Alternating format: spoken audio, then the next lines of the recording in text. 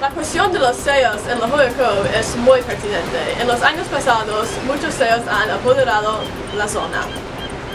Recientemente, niveles altos de bacterias causados por los CEOs han causado este destino estar inseguro para nadar.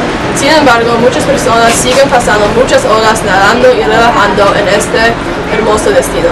Unas personas disfrutan la presencia de esos animales, pero otras personas son muy molestados por el odor y el impacto que los CEOs están teniendo en negocios locales. Vamos a preguntar a personas locales sobre este tema. ¿Cuál es su opinión sobre los CEOs? Mi opinión es son animales muy especiales, muy bonitos, y a la vez es algo que atrae mucho a los turistas para acá, algo muy importante para el área de La Joya.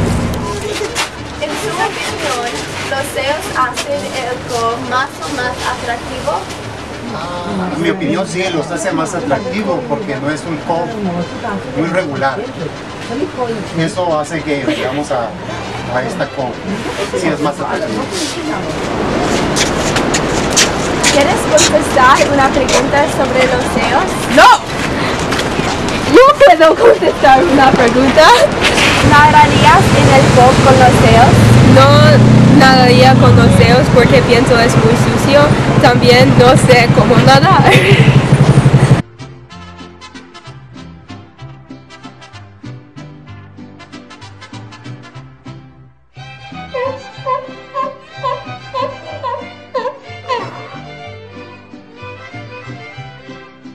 Debemos aprender cómo coexistir con los animales y la naturaleza y el medio ambiente en general.